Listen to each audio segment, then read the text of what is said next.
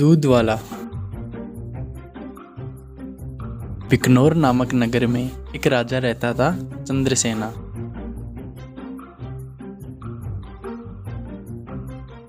उसका मंत्री कबीर सिंह उसका दूध का कारोबार संभालता था। उन्होंने बहुत सारी स्वस्थ गायों को पाला जो अच्छा दूध देती थी। यह दूध सारे गांव में बेचा जाता था।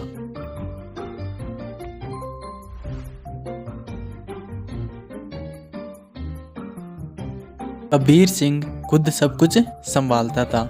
कबीर सिंह की पीढ़ी भी महाराज के लिए काम करती आ रही थी और इस वजह से राजा बहुत आदर करते थे। कबीर सिंह ने भी राजा को कभी निराश नहीं किया। सारे गांव में उसका अच्छा नाम था। हर रोज कबीर सिंह खेत पर जाता था। उसने बहुत लोगों को काम पर भी रखा, गायों की देखभाल के लिए, ताकि वो अच्छे से खाए और सेहतमंद रहे। गायों को घास चराने के लिए दिन में कम से कम 2 बार भेजता था। वह हमेशा ध्यान रखता था कि दूध हमेशा साफ सुथरा रहे।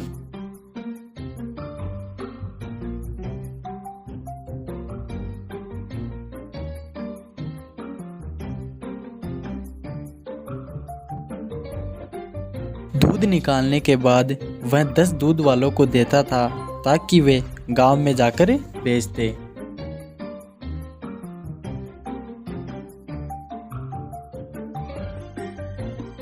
दूध वाले कबीर सिंह को पैसे देते थे और कबीर जाकर राजा को। राजा ने देखा कि कबीर सिंह कैसे ईमानदारी से काम करता था और उस पे पूरा भरोसा रखा। महाराज कबीर के साथ अच्छा बर्ताव करते थे और कबीर राजा के बारे में अपनी बहनों को भी बताया करता था।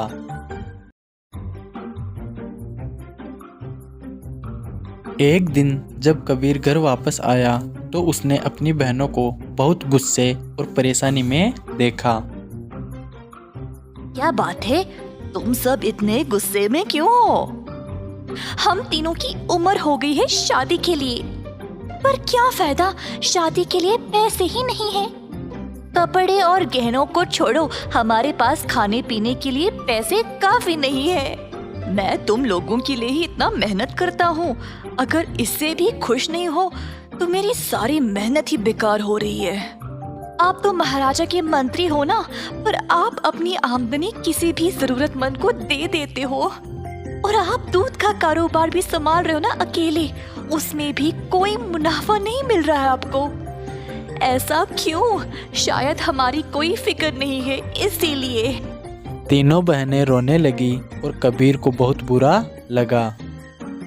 अब तुम सब मत रो, मुझे बर्दाश्त नहीं होता। अब बोलो मैं क्या करूं? मैं वही करूंगा। वैसे आपको ज्यादा कुछ करने की जरूरत नहीं, आप दूध का सारा कारोबार संभालते हो ना। अगर आप उसमें थोड़ा पानी मिलाकर बेचोगे तो आप ज्यादा बेच पाओगे। हाँ, और अधिक दूध से आप ज्यादा मुनाफा भी कमा सकते हो। पर ये तो धोखा हुआ, मैं राजा के साथ ऐसा नहीं कर सकता। कबीर सिंह ने ऐसा करने से मना कर दिया था, पर उसकी बहनों ने उसको भावुक करके जैसे तैसे यह काम करवा ही दिया।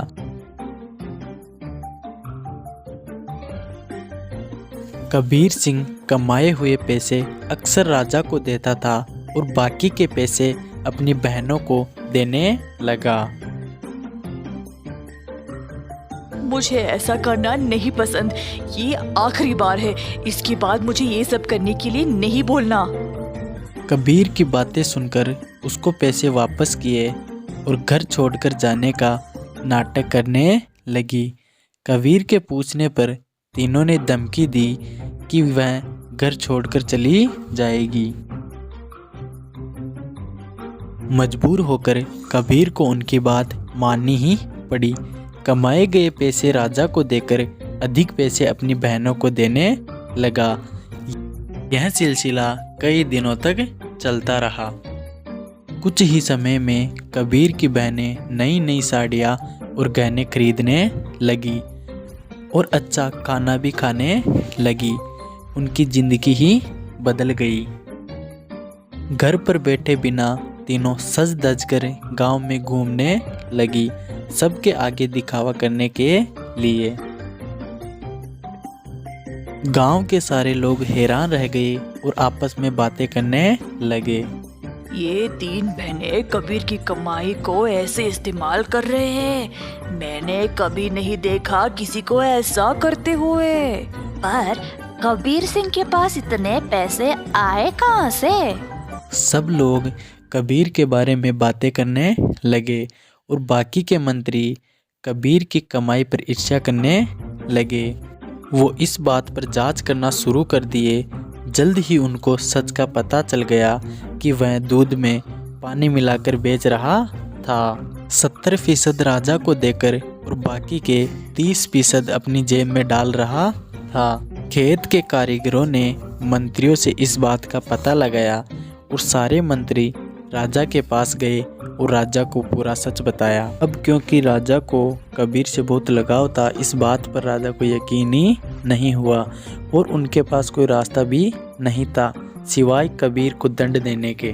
तीनों बहनें आई तहखाने में अपने भाई को देखने और उनको बहुत बुरा लगा कि उनकी ही वजह से उनका भाई आज जेल में बंद पड़ा है।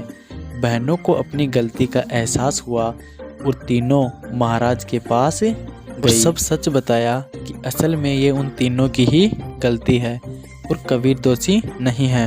उन्होंने राजा से भीख मांगी कबीर को छोड़ने के लिए। तब राजा ने यह सुना तो राजा ने उन तीनों को भी कबीर के साथ बंद कर दिया। दंड केवल गलत करने वाले को ही नहीं, गलत सोचने वाले को और गलती में हिस्सा लेने वाले को भी मिलनी चाहिए।